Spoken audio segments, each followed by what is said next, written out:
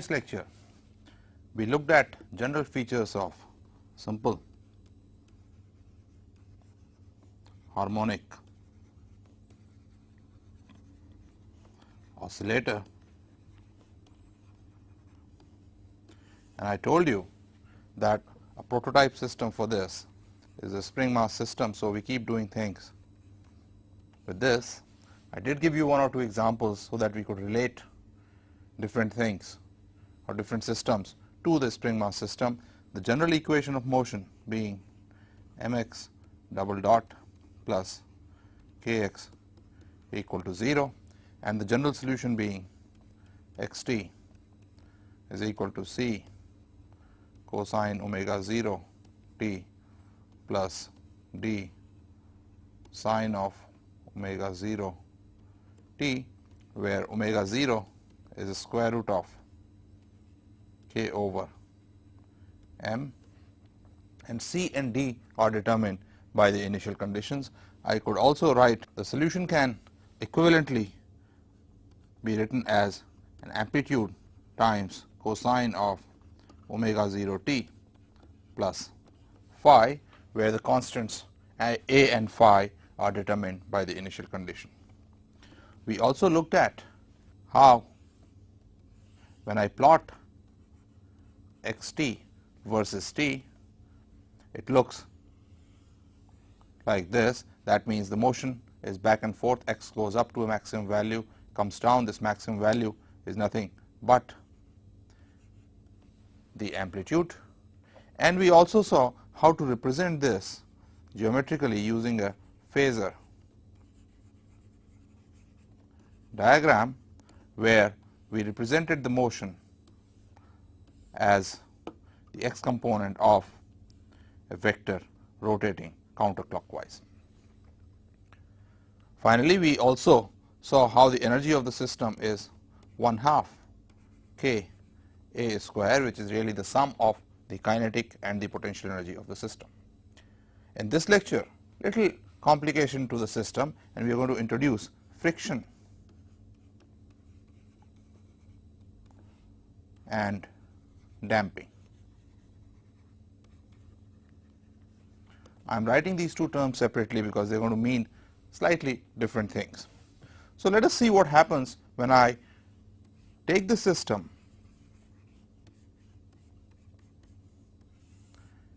and let there be a frictional force on the block, called the magnitude of the frictional force F. Obviously, we know from experience, as the block goes back and forth, it is going to lose energy due to this frictional force and finally come to rest. How does that happen? Let us see that. So, if I write the equation of motion, I will have to be careful because the frictional force changes direction according to how the block is moving. Let us first take the case when I stretch the block out and let it go inside. I will now focus on the motion as long as it keeps moving this way and comes to a stop after compressing the spring by this amount. In that case, the equation of motion is going to be mx double dot is equal to the force by the spring minus kx plus a frictional force F. I have written this plus sign because when the block is moving this way, the frictional force is going to be in the positive x direction like this. This equation is valid as long as the block is moving to the left. So, the equation I have is mx double dot plus kx is equal to F, and we have seen this kind of equation in the past. This part is the homogeneous part of the equation and this part is the inhomogeneous part. Therefore, the solution, general solution xt, is going to be the sum of x homogeneous plus x particular due to the inhomogeneous part. X homogeneous I already know is equal to sum c cosine of omega 0 t plus d sine of omega 0 t, and you can verify that x particular in this case is going to be f over k, and therefore, the solution xt is going to be c cosine of omega 0 t plus d sine of omega 0 t plus f over k. This is the general solution, and only after write the general solution that I impose the initial conditions. So, the initial conditions we have this time is, let me first write the solution once again, is equal to c cosine of omega 0 t plus d sine of omega 0 t plus f over k. I stretched the block out, that means I took the block at x equal to 0 to some distance a and released it with no initial velocity.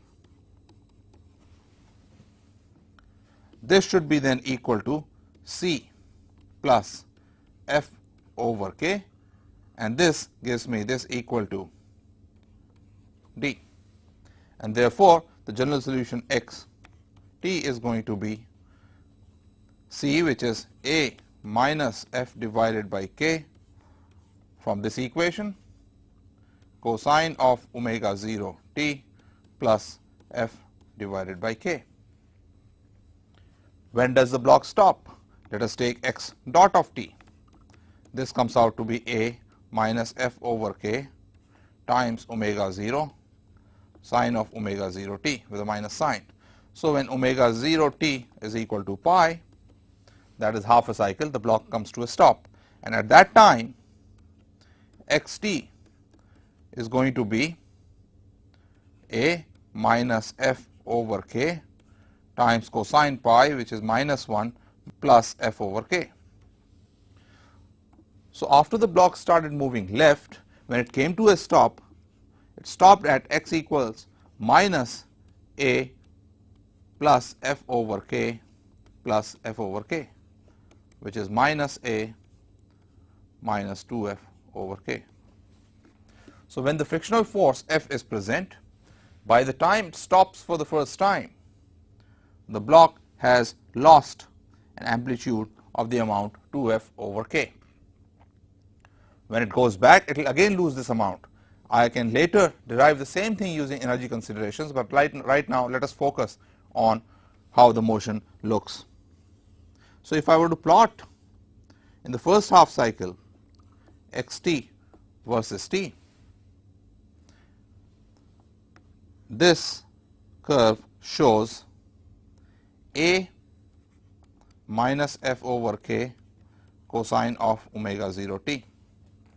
What I got to do to this, or let me complete this, it comes up to this point, is add it to f over k. So, the solution is going to be, I shift it up by f over k. So, this distance is a, and this distance here is a minus 2f over k.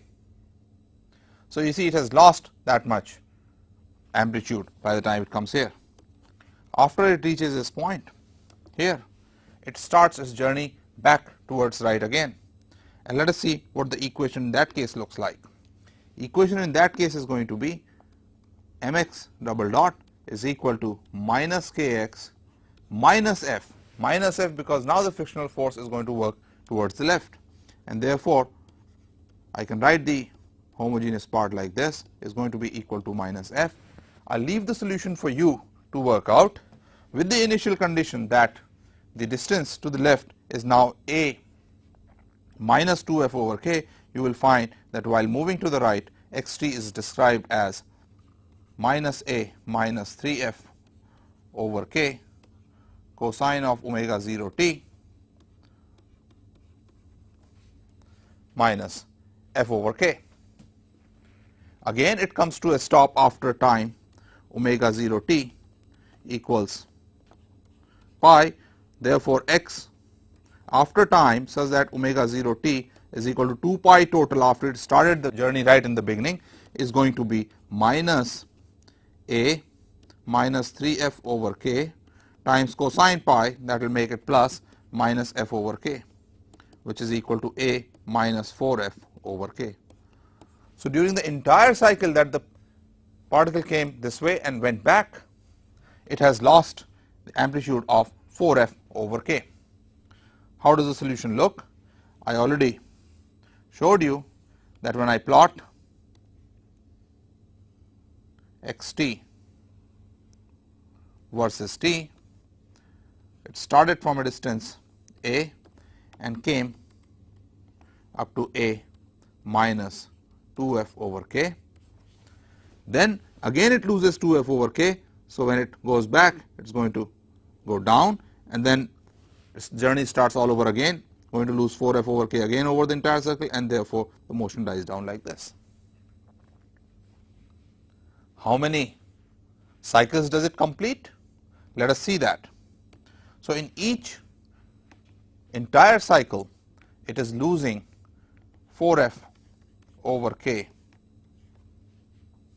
amplitude. So this is the distance it is losing every time.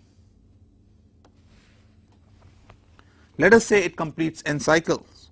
So it would have lost from the initial amplitude a n times 4f over k distance, and it finally comes to a stop. Where does it come to a stop?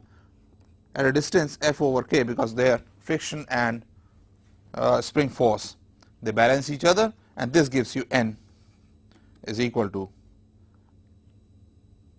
a minus f over k times k over 4f. That is the number of cycles that the particle would perform before it comes to a stop. As I said earlier, the same thing can be derived using energy methods, and let us see how. When I took this spring mass system, stretched it to a distance a and released it, by the time it stops, it moves a distance up to a1 from its equilibrium position. So after releasing, it would have traveled a distance of a plus a1, and during this time the energy it will lose due to friction is delta E, which is equal to F times a plus a1. Therefore, the initial energy, which was 1/2 k a square, minus the final energy, which is 1/2 k a1 square, should be equal to F a plus a1, and that gives you that a minus a1, you can work out the algebra, is going to be 2f over k. So by the time the mass completed half a cycle, it has lost an amplitude of 2f over k. In the entire cycle, it will lose 4f over k, and then you can work out things as we did earlier. So this is a simple example of how friction affects the motion.